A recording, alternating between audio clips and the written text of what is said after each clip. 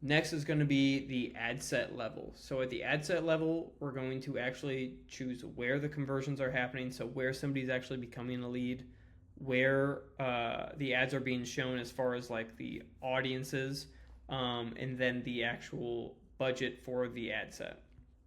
So first things first, conversion location.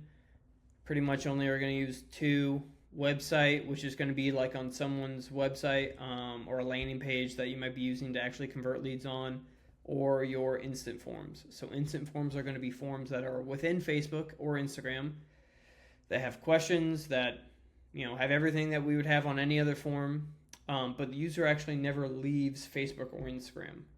And so once they fill out the form, they just continue about scrolling. That information is passed off onto us.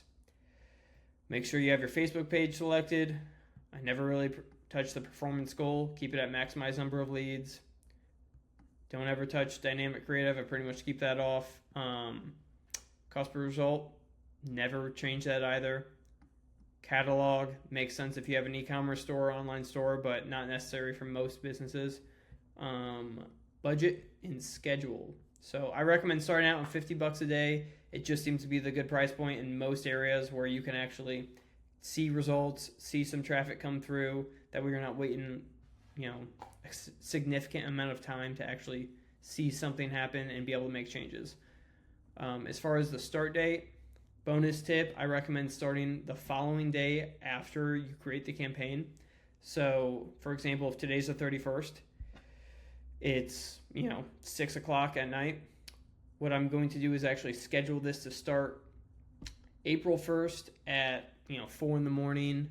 That way, none of the ad spend's being spent today.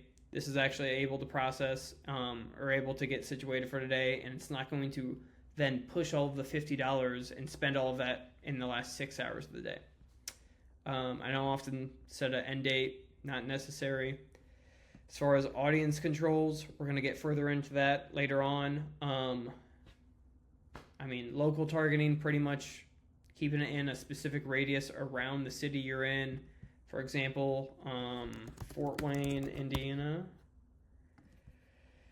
Most local advertising businesses, or most local businesses, are really only advertising about 25 miles away from where they're at least the ones I'm working with. We want to make sure that reach more people is off, so that's not checked like that. We want to make sure it's off. As far as the audience down here, we're going to make sure we don't have advantage audience on, and we're going to speak in another section about where the actual original audience options come into play and what we want to do there. Now, bonus tip as far as placements. So this is actually where your ads are shown on Meta or Instagram and Facebook. So most of these are self-explanatory, and honestly, most of these are getting shut off. So we're going to shut off Marketplace, really everything outside of Facebook feed, Instagram feed, and Facebook stories, Instagram stories, Facebook Reels, Instagram Reels. Those are going to be the only locations that we are going to keep on. And the reason being is that's just where the majority of conversions actually take place. So it's going to allow us to kind of spend our ad spend a little more efficiently. So making sure we have all of these off: Reels, Stories, Feed, and Feed. And so that's pretty much going to be everything for the ad set level.